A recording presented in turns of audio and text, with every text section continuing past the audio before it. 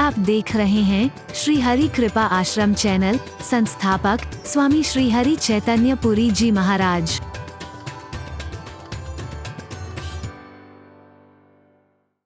करके आएंगे, घर में चाहे गर्म पानी से आते होंगे, लेकिन वहां ठंडे पानी में चाहे कितनी भी बुरी हालत हो रही है, फिर भी जय गंगा मैया की, जय गंगा मैया की। इतने में सबर नहीं आया। दादाजी नहीं आए ना, उन्होंने कहा एक डुबकी जय गंगा मैया की। चाचा जी नहीं आए ना, उनके नाम की भी। ताऊ जी नहीं आए, उनके नाम की भी। बुआ जी नहीं आए, उनके नाम की भी। उत्साह देखते लायक बनता है, देखने लायक बनता है।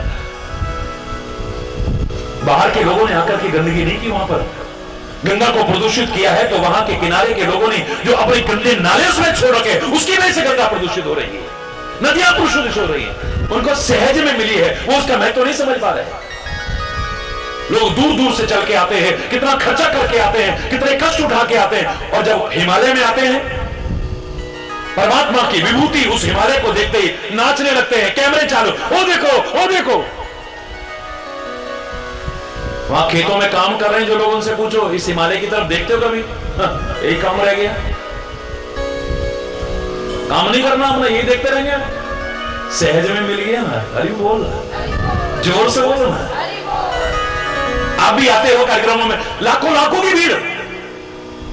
एक आदमी अगर महाराज जी को छू ले, एक व्यक्ति महाराज जी को छू ले, कई कई हजार लोग उसे छूते, तो महाराज जी को छू के आया है, महाराज जी को छू के आया है। महाराज जी को क्रीम पाउडर नहीं लगाते, पर एंटीसेप्टिक क्रीम रोज लगानी पड़ती है, क्योंकि छूने के चक्कर में लोग अपने नाखून भी लगा देते हैं। पर आपके प्यार में मुझे वो भी स्वीकार होता है।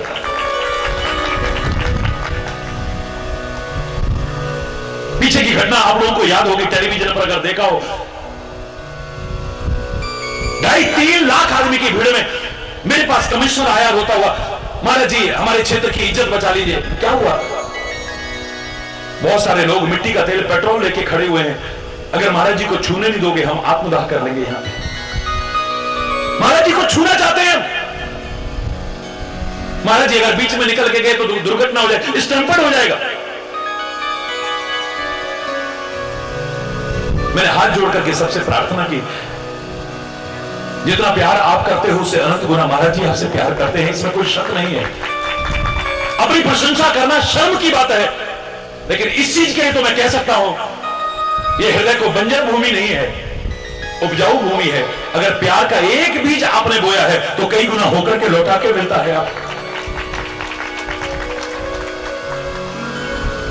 मेरे आंसू नहीं थमे महीनों तक, आज भी उस दृश्य को याद करता हूं तो रोंगटे खड़े हो जाते हैं। आपके प्यार के लिए मेरे पास कोई शब्द नहीं। करोड़ों करोड़ों लोग जो आपके इस लाठी वाले भैया से सारी दुनिया में प्यार करते हैं। मैंने प्रार्थना की, मैं आपके बीच आऊंगा, जरूर आऊंगा। मैं दुबक करके नहीं आता हूं और दुबक करके नहीं जाता हूं, आपके बीच से निकल के आता हूं, आपका प्यार स्वीकार करते हुए आता हूं। लेकिन आपकी भी जिम्मेदारी है कि किसी बुजुर्ग को कष्ट ना पहुंच जाए, किसी बच्चे को कष्ट ना पहुंच जाए, किसी का कोई नुकसान ना हो जाए। आप लोग अगर ध्यान रखते हो तो मैं आपके बीच से आता हूं। सबके मना करने पर भी मैं सबके बीच में से निकला। हकीकत जानिए, उस दृश्य को याद करके रोंगटे खड़े हो जाते हैं। आज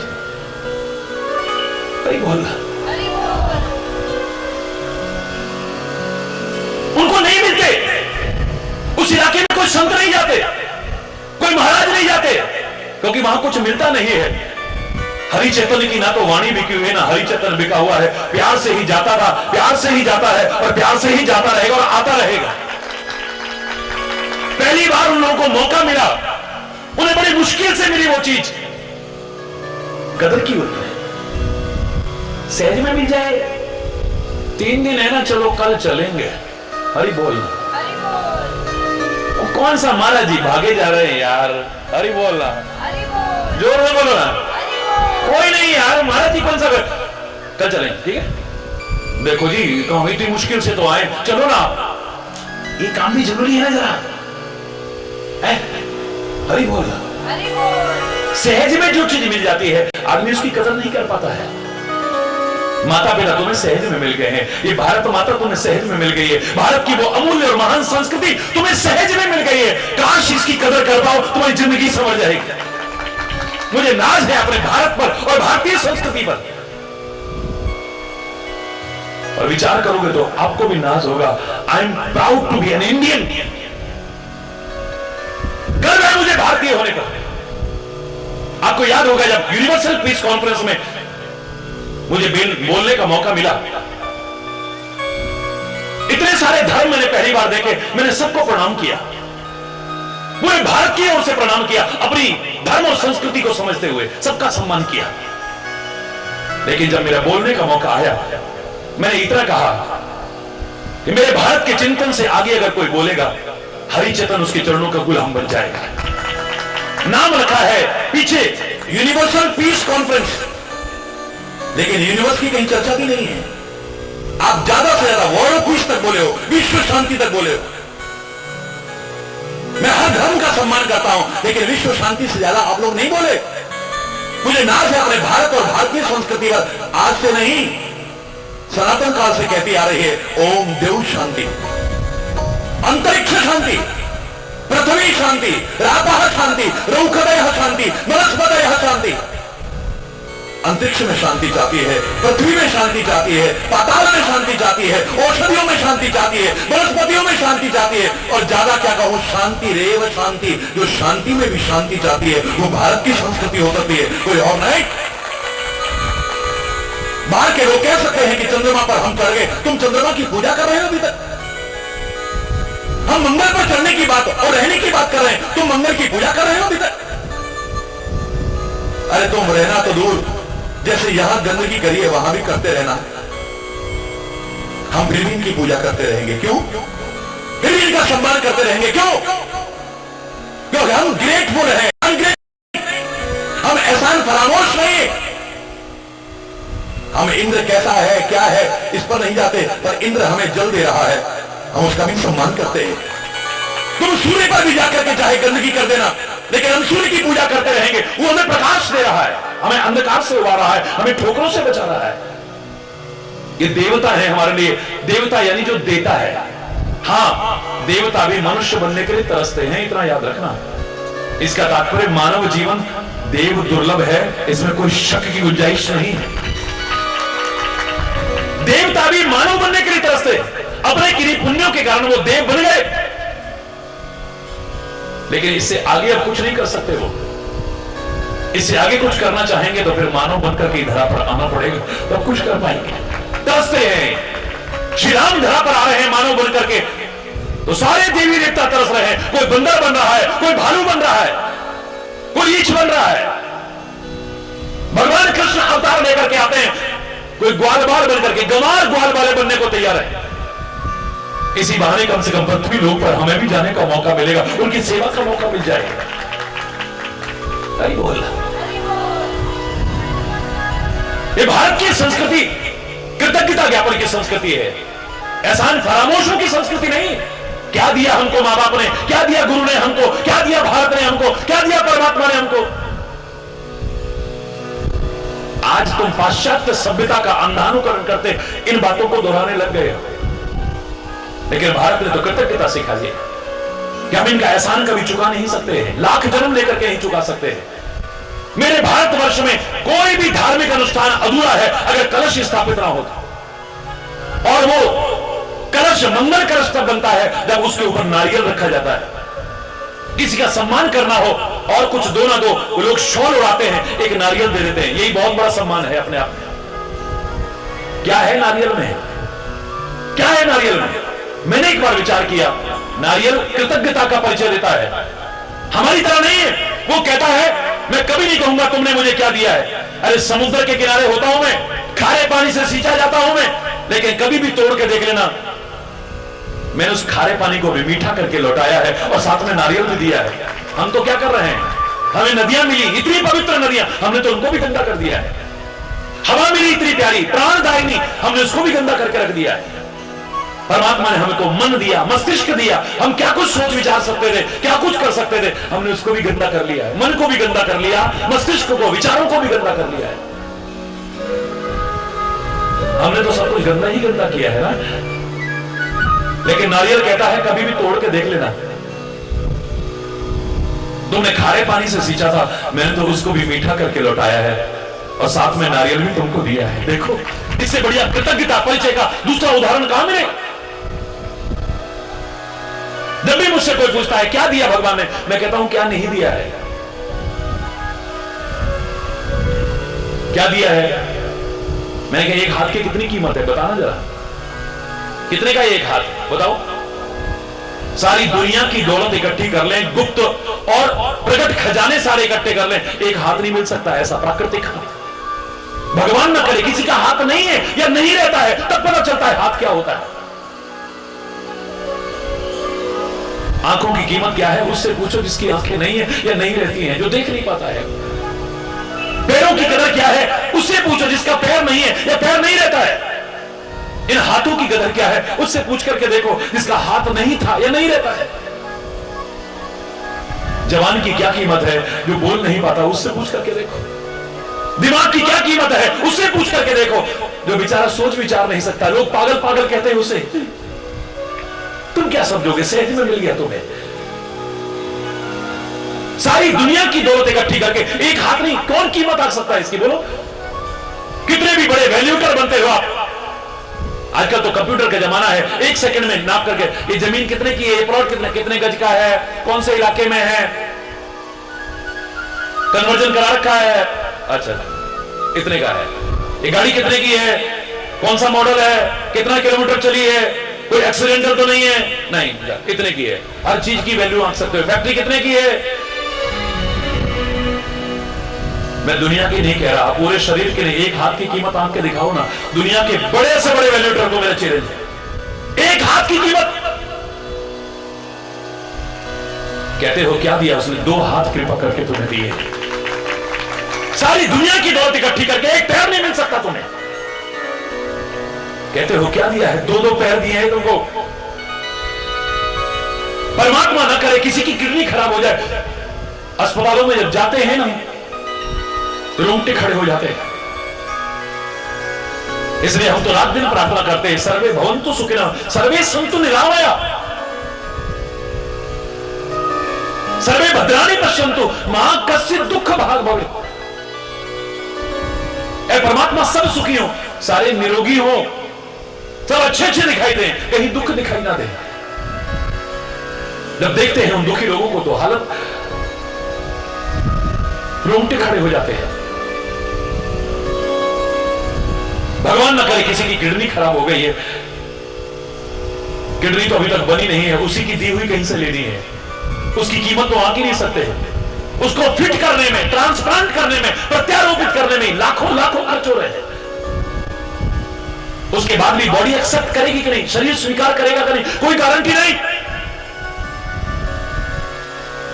फिर भी जीवन बचेगा कि नहीं, कोई गारंटी नहीं है। कहते हो क्या दिया है, एक नहीं दो दो किडनियां कृपा करके तुम्हें दी। उसकी बनाई मशीनरी में जरा सी खराबी आ जाए, हार्ट में जरा सी खराबी आ जाए,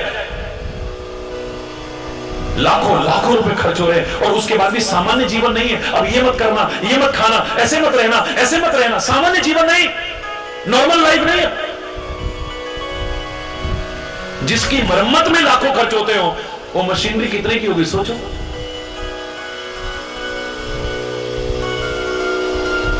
क्या दिया है परमात्मा ने, कहने वाले कभी विचार करके देखना, पता चल जाएगा क्या दिया है उसने।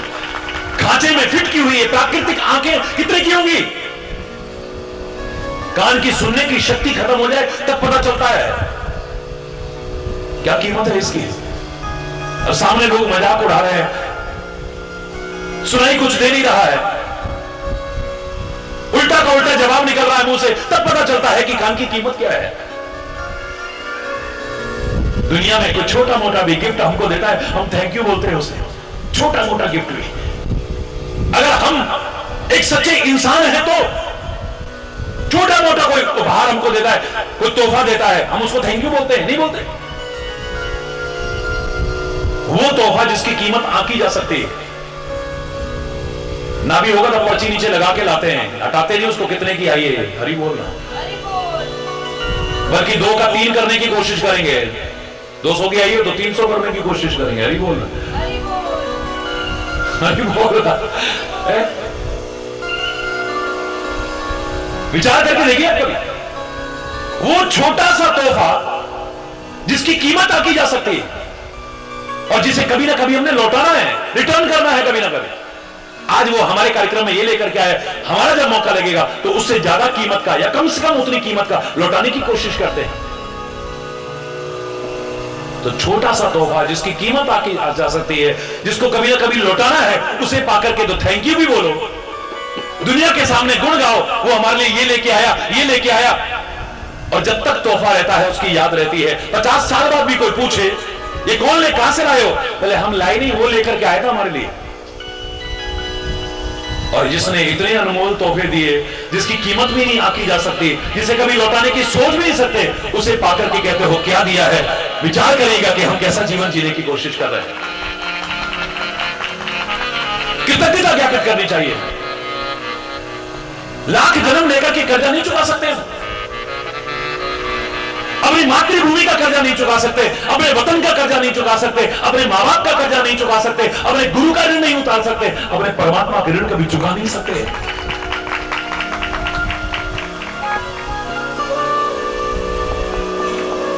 परमात्मा तक हमें सिखाते हैं कृतज्ञता ज्ञापन।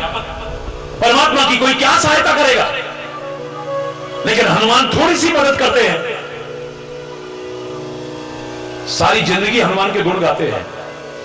हनुमान लंका से लौट के आया तो कहते हैं प्रति उपकार करो का तोरा, सन्मुख हो न सकत मन मोरा, सुन सुत तो ही उरण में नहीं, तेरा कर्जा कभी चुका नहीं सकता हूं मैं।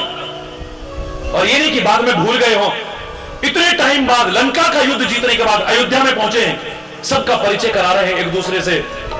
जब हनुमान का परिचय कराने की बात आई तो हनुमान के बराबर जो है, तुम मम प्रिय भरत ही सम भाई कहते ना, तो उसके समकक्ष जो भक्त है उससे परिचय कराते हैं। भरत भैया ये देखो हनुमान है, क्या विशेषता है इसकी। भरत भैया कपि से उऋण हमना, हे भरत भैया कपि से उऋण हमना,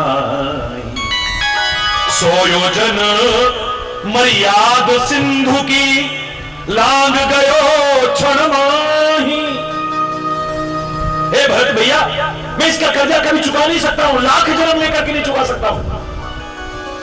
100 योजन सागर पार करके सीता की खबर लेके ये आया था, लंका में आग इसने लगाई थी। मेरा लक्ष्मण भैया मूर्छित हो गया था, अगर उसे कुछ हो जाता तो मैं जिंदा ना रहता, मैं जिंदा ना रहता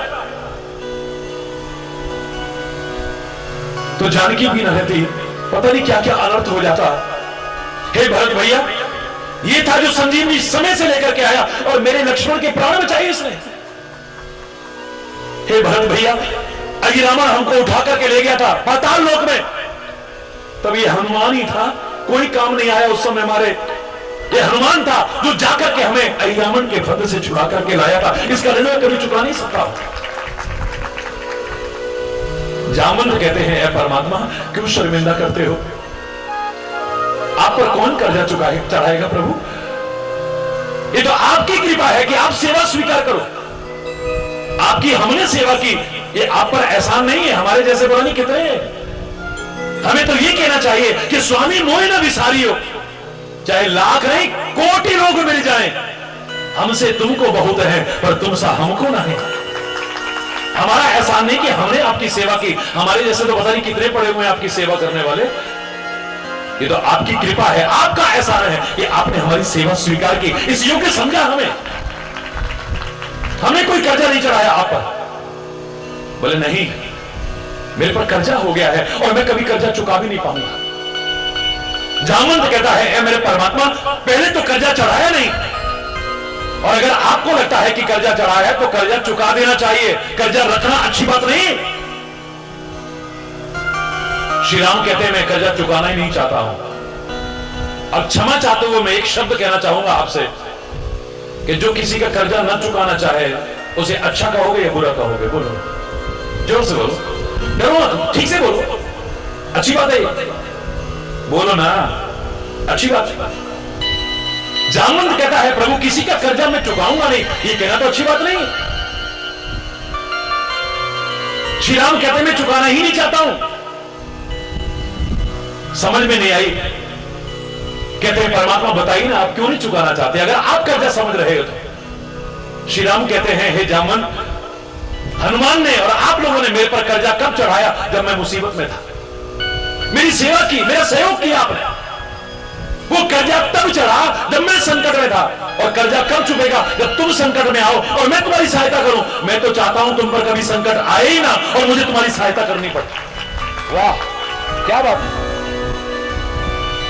कई बार हम अनजाने में कितनी बड़ी गलती कर बैठते हैं। हमारे लिए कोई पसीना बहाया, हम क्या कहेंगे? एकदम तूने मेरे लिए पसीना बहाया, खून बहा दूंगा तेरे लिए। मतलब पहले तो झगड़ा हो, खून बहाने की नौबत आए, फिर मैं तेरे लिए खून बहाऊं।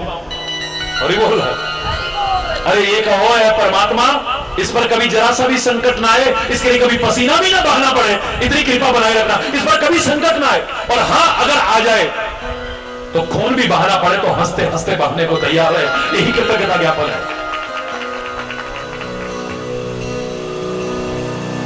ऐसा फरामोश नहीं बनना है, कृतज्ञता ज्ञापित करनी है, हमें कृतज्ञ बनना है। और परमात्मा का नाम जो हम लेते हैं ये उसके प्रति कृतज्ञता ज्ञापन है। ऐ परमात्मा तूने हमें जन्म दिया है, कितनी अनमोल नियामतें दी हैं, लाख जन्म लेकर के तेरा कर्जा चुका नहीं सकते, बस तेरे को याद कर सकते हैं। और क्या कर सकते हैं? एक व्यक्ति ने 88 वर्ष तपस्या की और कठोर तपस्या की तो भगवान प्रकट हो गए। भगवान कहने लगे पुत्र वरदान मांगो, पर पुत्र के तो तेवर बदल गए। अभी तक भगवान का नाम ले रहा था तपस्या करते हुए, अब बड़ा आकर के कहता है पुत्र वरदान मांगो। क्यों भिखारी हैं हम? मांगो। हरि बोलना, जोर से बोलो ना। पुत्र के तो तेवर बदल गए, क्यों मांगू मैं? क्या आप सबको दर्शन देते हो? बोले नहीं, मुझको क्यों दिए? मैं कठोर तपस्या की तूने, तो मैंने तपस्या की ना, मैंने जो किया है इसके बदले में जितना बनता है उतना दे दो। मांगो, भिखारी समझ रखा है, क्यों मांगो मैं? भगवान कहते हैं पुत्र, मां बाप से अगर बच्चा मांगे तो भिखारी नहीं कहते हैं। हरि बोल। मांगने वाले को भिखारी कहते हैं, लेकिन मां बाप से अगर बच्चा मांगे तो बोलो ना भिखारी होगा। पति पत्नी एक दूसरे से मांगे तो, मित्र मित्र एक दूसरे से मांगे तो, भाई भाई एक दूसरे से मांगे तो, मांगने वाले को भिखारी कहते हैं, लेकिन इनको भिखारी नहीं कहते। ऐसे ही संत से भी, सदगुरु से भी, परमात्मा से अगर मांग भी ले तो भिखारी नहीं है। आप तो कितना अच्छा भजन गाते हो यहां की मंगना है गहरा खोलो, देके जो पछतावे, मांग ले अपने सतगुरा तो देंदिया देर न लावे। गैर कोलो मंगी ना, गुरा कोलो संगी ना। गैर कोलो मंगी ना, गुरा कोलो संगी ना। की मंगना है गैरा कोलो, की मंगना है गैरा कोलो, देके जो पछतावे, मांग ले अपने सतगुरा तो देंदिया देर न लावे। गैर कुलो मंगीना, गुरा कुलो संगीना। गैर कुलो मंगीना, गुरा कुलो संगीना। हरि बोल। मैं पूरा नहीं सुना रहा। और किसी से तो मत मांगना, पर संत से, गुरु से, परमात्मा से मांगना शर्माता का एक है। उसके दरबार से दिल खोल के मांगो, क्योंकि उसके जैसा अपना कौन है? जो मैंने प्रारंभ में कहा कि हर दर्द की दवा है अपनापन, पर अपनों के दिए दर्द की दुनिया में कोई दवा नहीं है। याद रखिए। पर तुम्हें पता लगना चाहिए कि अपना कौन है और पराया कौन है। जिस दिन पहचान जाओगे आपका जीवन ही बदल जाएगा। याद रखिए, जो सचमुच अपना है उससे दूर मत भागो,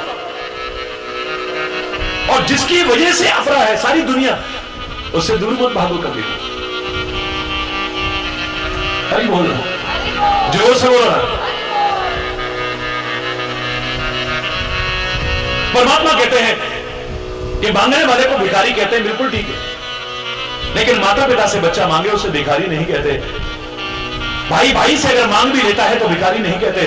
मित्र मित्र एक दूसरे से मांगता है तो भिखारी नहीं कहते। पति पत्नी एक दूसरे से मांग ले तो उसे भिखारी नहीं कहते। ऐसे ही संत से, सदगुरु से और परमात्मा से मांग भी लिया तो भिखारी नहीं कहलाएगा। मांगना तू, मांगने में क्या पड़ेगी?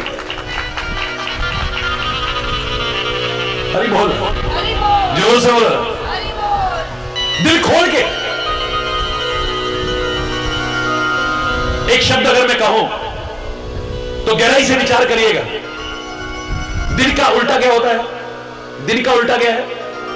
रात। सुख का उल्टा क्या है? बोलो, दुख। संत का उल्टा क्या है? ठीक है, कोई शक? ऐसे ही ओपन का उल्टा क्या है? बोलो, ओपन का उल्टा क्या है? क्लोज। क्या बात, ओपन का उल्टा क्लोज। ये अपोजिट है, लेकिन अपनेपन की पहचान देखिए आप, इसे ऑपोजिट कहते हैं। ओपन का ऑपोजिट क्या है? क्लोज। लेकिन जिसके हम बहुत क्लोज होते हैं उसी से ओपन होते हैं, इतना भी याद रखें। जिसके बहुत क्लोज होते हैं, बहुत नजदीक होते हैं, उसी के सामने ओपन होते हैं। चाहे झूठ मूठ किसी के क्लोज समझ बैठे, उसके सामने दिल खोल के रख देंगे। उसके जैसा अपना कौन होगा जिसके सामने दिल खोल सके हम? है? भगवान कहते हैं कि मैं तेरा अपना हूं, मुझसे मांगने लेगा तो भिखारी नहीं। बोले नहीं, मैंने जो किया है, कठोर तपस्या की, उसके बदले में जो बनता है उतना दे दो। भगवान बोले इसका तात्पर्य तू प्यार नहीं व्यापार कर रहा था, जो भी समझते हो। तो बोले अगर व्यापार कर रहा था तो मैं एक बात जरूर कहूंगा, फिर तो ईमानदार व्यापारी बनो। क्यों क्या मुझे बेईमान समझा है आपने? बोले बेईमान का तात्पर्य क्या है? जिसे अपना लेना तो याद है, पर किसी से कुछ लिया है वो याद नहीं रहता। मैंने किससे क्या लिया है? बोले जिससे तू कह रहा है उसी से बहुत कुछ लिया है। मैंने कभी एहसान नहीं जताया, लेकिन तूने जो मुझसे लिया है वो तेरे को याद नहीं। इस शरीर से तूने तप किया, उसका बदला चाहता है, लेकिन जिस शरीर से तप किया वो किसका दिया हुआ है? बोलो, वो शरीर किसका दिया हुआ है? विचार करा, बोले आपका। तो शरीर की कीमत चुका दे, मैं तेरी तपस्या की कीमत चुका दूंगा। अभी आपने सुना, एक अंग की कीमत आंक नहीं सकते, चुकाना तो बहुत दूर की बात। ये हाथ की कीमत आंक नहीं सकते, पैर की कीमत आंक नहीं सकते, किडनी की कीमत आंक नहीं सकते, हार्ट की कीमत आंक नहीं सकते, एक अंग की कीमत नहीं आंक सकते। बोले शरीर की कीमत कौन आंकेगा? है को दुनिया में? लाख जन्म लेकर के कीमत आंक नहीं सकता, चुकाना तो बहुत दूर की बात है। भगवान कहते ठीक है भी, तूने जो तपस्या की उसका बदला मैं चुका दूंगा, और जिस शरीर से तपस्या की है वो मेरा दिया हुआ है, उसकी कीमत चुका देना। पहले जंगल में रहता था, उसकी कीमत चुका देना। सूर्य का प्रकाश मिल रहा था, उसकी कीमत चुका देना। हवा ले रहा था, अगर एक सेकंड को हवा बंद हो जाए तेरे प्राण चले जाते, उसकी कीमत चुका देना। कभी पानी तो पिया होगा ना, कंदमूल फल तो खाए होंगे ना, अपने प्राण तो बचाए होंगे ना, उसकी कीमत चुका देना।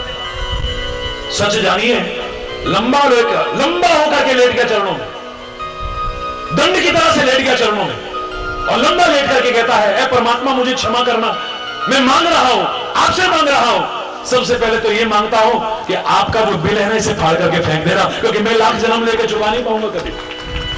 मैं अपना पर्चा फाड़ता हूं और आप अपना पर्चा फाड़ दो। हरि बोल रहा।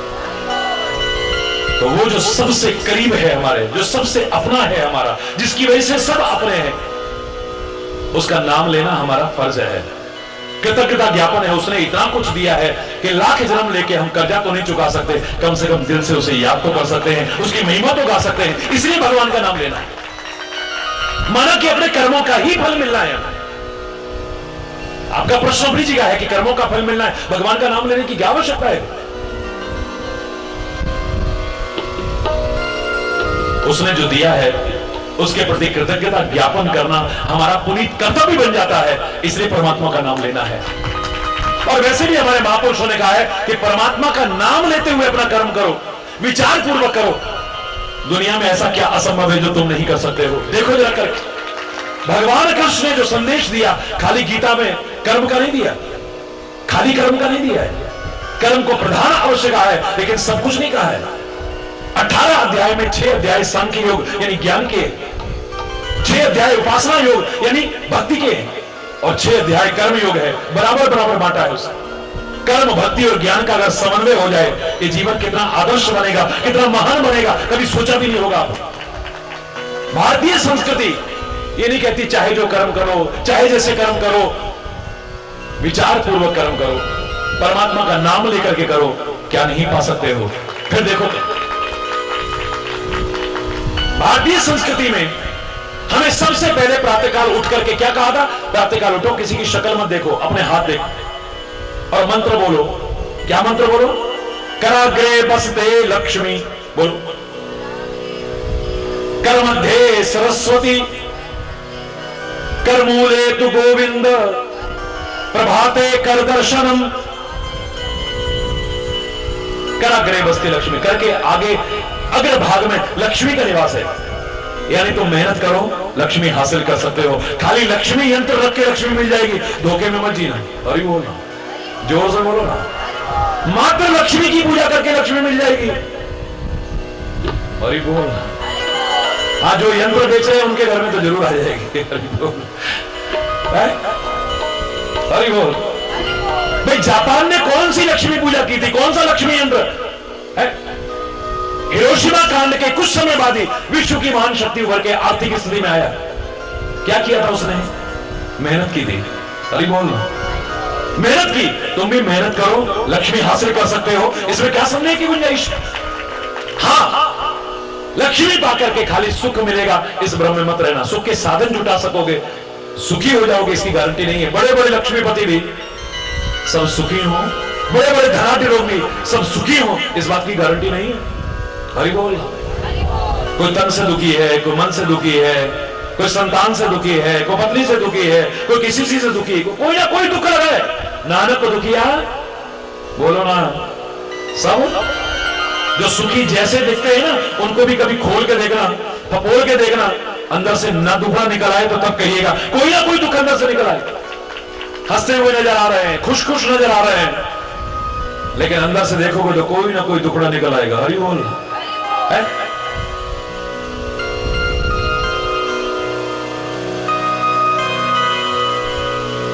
धन से सुख के साधन जुटा सकते हैं, सुखी हो जाए इस बात की गारंटी नहीं है।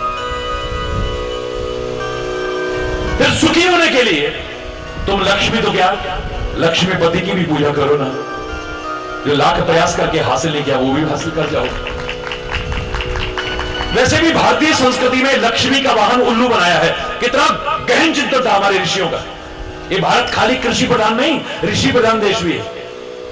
ऋषियों ने कहा स्वरूप बना करके कि लक्ष्मी को पाना चाहोगे, अकेली आ सकती है। Nothing is impossible in this world. Impossible itself says that I am possible. Impossible के स्पेलिंग क्या है? I am possible. असंभव कुछ नहीं है, कठिन हो सकता है तो तुम पा सकते हो। लेकिन अकेली लक्ष्मी आएगी ना तो याद रखना उल्लू पर बैठ करके आएगी। उल्लू को अंधेरा प्रिय है, अंधेरा अज्ञान का प्रतीक है। लक्ष्मी तो आएगी लेकिन साथ में अज्ञान लेकर के आएगी, अभिमान लेकर के आएगी, गंदे व्यसन लग जाएंगे।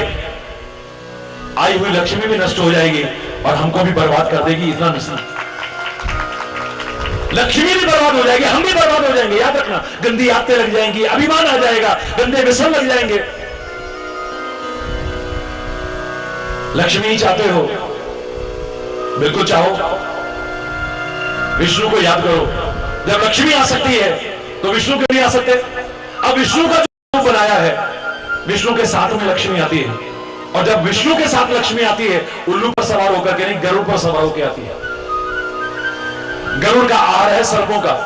भगवान भी आ गए, लक्ष्मी भी आ गई, हमारे जीवन की कटुता और विषता भी समाप्त हो गई। ये ज्यादा श्रेष्ठ है या मात्र लक्ष्मी श्रेष्ठ है? आप विचार कर लीजिए। इसीलिए भारतीय संस्कृति में जब आप दिवाली पर लक्ष्मी पूजन करते हो, खाली लक्ष्मी का पूजन नहीं करते हो। काय का पूजन करते हो? लक्ष्मी गणेश का पूजन करते हो। गणेश विद्या और बुद्धि के विधाता और प्रदाता है। यानी लक्ष्मी हो लेकिन साथ में आपकी बुद्धि भी ठीक बनी रहे, गंदे ऐब ना लग जाए, अभिमान ना आ जाए, लक्ष्मी भी बर्बाद ना हो जाए और तुम भी बर्बाद ना हो जाओ। इस बात को ध्यान में रखना। कराग्रे बसते लक्ष्मी, आप मेहनत करो, लक्ष्मी मिलेगी। अपने हाथ जगन्नाथ, ये भारतीय संस्कृति का चिंतन है। मेहनत के बल पर निकलने में ढल्ले बनना नहीं सिखाती है भारतीय संस्कृति। कराग्रे बसते लक्ष्मी, कर मध्य सरस्वती, कर के मध्य में सरस्वती, यानी ज्ञान के महत्व को भी स्वीकार करो। और कर मूले तो गोविंद, कर के मूल में, इन सब के मूल में क्या है? गोविंद, यानी परमात्मा का भी स्मरण करो, सोने में सुहागा हो जाएगा, जीवन का वो आनंद आएगा जो लाख प्रयास करके आप नहीं प्राप्त कर पाए। आप खाली लक्ष्मी से सोने की चेन बना लोगे, हीरे की चेन बना लोगे, लेकिन सच्चा चैन, सुकून, शांति मिल जाए, इस बात की कोई गारंटी? गले में चैन है, बेचैन फिर भी रहते हैं। अरे बोल, जोर से बोलो है? सच्चा चैन, सच्चा सुकून, सच्ची शांति इन तीनों के समन्वय से ही मिल सकती है, वरना नहीं। कर्म, भक्ति और ज्ञान का समन्वय हो जाए। एक तो दूसरे की शक्ल मत देखो, सुबह उठते ही अपने हाथों को देखो, क्योंकि दिन कभी खराब हो गया तो आप क्या कहोगे? ऐसा मनुष्य की शक्ल देखी, हमारा तो दिन खराब हो गया। आपने उससे नहीं कहा, पर कभी ना कभी उसे पता जरूर चलेगा। आप उसे मनुष्य कहते हो। सद्भावना पैदा होगी या दुर्भावना? बोलो, दुर्भावना आएगी तो इस दुर्भावना से भी बच जाओगे। किसी की शक्ल नहीं, अपने हाथों के दर्शन करो, इसी में लक्ष्मी के दर्शन करो, इसी में सरस्वती के दर्शन करो, और इसी में परमात्मा के दर्शन करो। इन तीनों का स्मरण करते हुए फिर जीवन में आगे बढ़ो, फिर देखो क्या मिलता है। श्रद्धा और श्रम का समन्वय हो जाए, फिर देखो असंभव को संभव कर लोगे, कठिन को भी सरल कर लोगे। कैसे?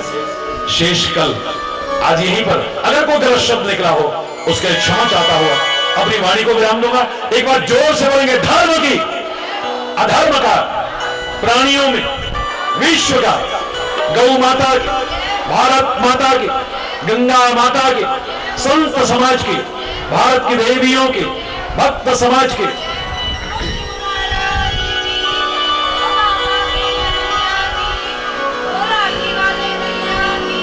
बोलो वृंदावन बिहारी लाल की जय। जय श्री राधे श्याम राम। हरि बोल, हरि बोल, हरि बोल।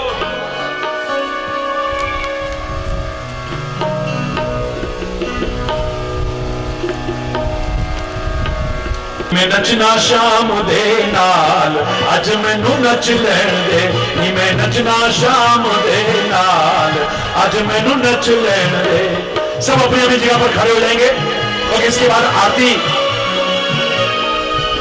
नचना नी मैं नचना शाम दे नाल, अज मैनू नच लैण दे, नी मैं नचना शाम दे नाल, अज मैनू नच लैण दे।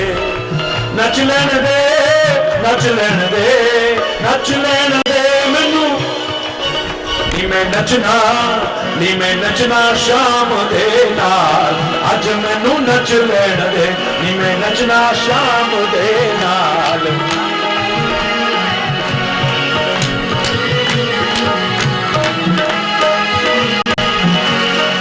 पैरां दे विच घुंघरू बन के, पैरां दे विच घुंघरू बन के, अपने श्याम दी जोगन बन के, अपने श्याम दी जोगन बन के, मैं नच के, ओ मैं नच के मनावा दिलदार, अज मैनू नच लैण दे, मैं नच के मनावा दिलदार, अज मैनू नच लैण दे, मैं नचना, मैं नचना शाम दे नाल, अज मैनू नच लैण दे, मैं नचना शाम दे नाल, अज मैनू नच लैण दे।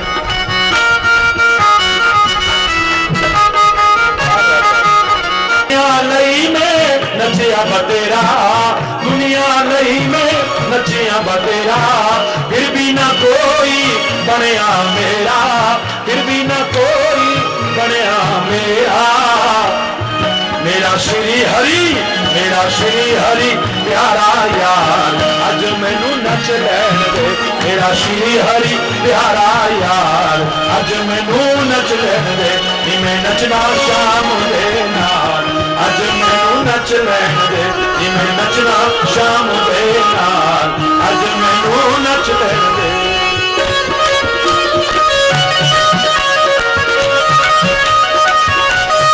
हरि बोल।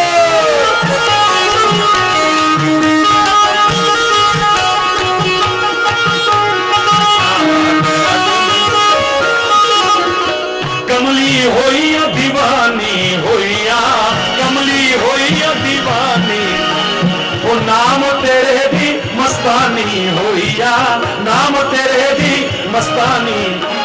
ओ कमली होइया दीवानी होइया, कमली होइया दीवानी होइया, नाम तेरे दी मस्तानी होइया, नाम तेरे च मस्तानी। मैं की करना संसार अज मैनू नच लैन दे, नी मैं की करना संसार अज मैनू नच लैन दे, नी मैं नचना शाम दे नाल अज मैनू नच लैन दे, नी मैं नचना शाम दे नाल।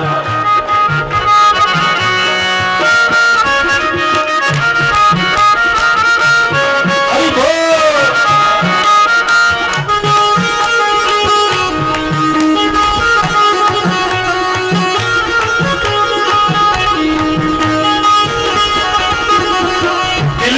बस गए बाके बिहारी, दिल विच बस गए बाके बिहारी, मेरी उसदी पक्की यारी, मेरी उसदी पक्की यारी, दिल विच बस गए बाके बिहारी, मेरी उसदी पक्की यारी। वो मेरा श्री हरि प्यारा यार अज मैनू नच लैन दे, मेरा श्री हरि प्यारा यार अज मैनू नच लैन दे, नी मैं नचना शाम दे नाल अज मैनू नच लैन दे, नी मैं नचना शाम दे नाल अज मैनू नच लैन दे, नी मैं नचना शाम दे नाल अज मैनू नच लैन दे, नी मैं नचना शाम दे नाल अज मैनू नच लैन दे, नी मैं नचना शाम दे नाल अज मैनू नच लैन दे। हरि बोल, हरि बोल। धन्यवाद, बहुत बहुत धन्यवाद।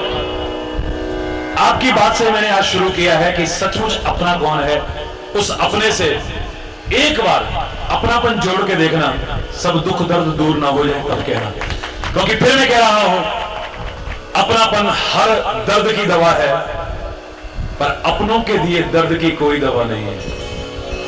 जिनको जो अपने नहीं थे लेकिन अपना समझ बैठे आप, उनसे जब चोट पहुंचती है, दर्द पहुंचता है, सारी जिंदगी को चोटता है। एक वो है, या मेरा सदगुरु है, या उसके नाते फिर सब अपने नजर आएंगे। हर मर्ज की दवा ना मिले तब कहना तुम, तेरे मांगने में कमी हो जाएगी, उसके देने में कमी नहीं होगी। तेरी झोली छोटी पड़ जाएगी तो उसके दरबार में कोई कमी नजर नहीं आएगी। तेरे को भर जाए सबकी झोली, खुशियों से भर जाए, उल्लास से भर जाए। मेरा भारतवर्ष फिर से हंसता खिलखिलाता हुआ नजर आए। सारी दुनिया में, सारे संसार में खुशियां हो, उल्लास हो, आनंद हो। इसी कामना के साथ आज यहीं पर अगर कोई गलत शब्द निकला हो तो उसके लिए क्षमा चाहता हुआ वाणी को विराम दूंगा। एक बार फिर जोर से बोलेंगे, धर्म की अधर्म का, प्राणियों में विश्व का, गौ माता की, भारत माता की, गंगा माता की, संत समाज की, भारत की देवियों की, भक्त समाज की,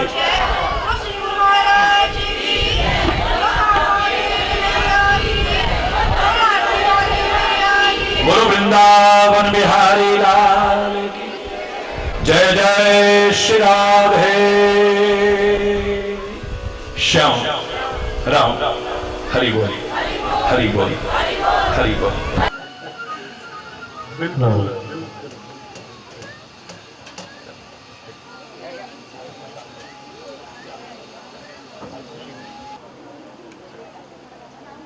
हरि बोल।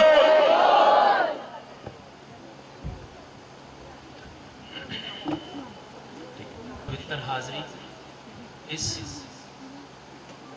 बहुत ही पवित्र दरबार में हाजिर सभी मेरी सत्कारजोर बहनें, भाई, बहुत ही सत्कारजोर शहर के जाने माने लोग, आज जो प्रभु के चरणों में यहाँ उपस्थित हुए हैं, ये संतों महापुरुषों की धरती है होशियारपुर। और स्वामी जी ने यहाँ आके जो भक्ति की लहर, आज मैं नीचे बैठा सुन रहा था, बिल्कुल थकावट उतर गई। जो मन में एक थकान थी 5-10 मिनट में ये सारी दूर हो गई स्वामी जी के प्रवचन सुनकर। किसी धार्मिक स्टेज पे कभी कोई, ये अच्छी बात नहीं है कोई राजनीतिक आदमी कोई यहाँ स्पीच करे या बोले, लेकिन प्रभु का हुक्म हुआ।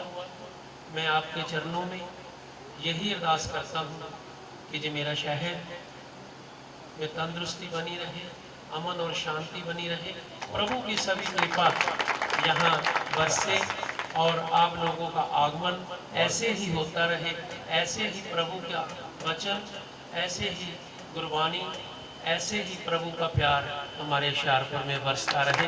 आप लोगों का बहुत बहुत धन्यवाद। हरि बोल। जय जय मोह विनाश भवबंधन हारी, ओम जय गुरु बलहारी, ब्रह्मधारी गुरु महिमा धारी, ओम जय गुरु बलहारी, जप तप तीरथ संयम दान विविध दीजे, कर नाम जहाज बिठा कर गुरुबल में तारे, ओम जय गुरु बलिहारी। मोहन जी नाम जहाज बिठा कर गुरुबल में तारे, ओम जय गुरु बलहारी, काम क्रोध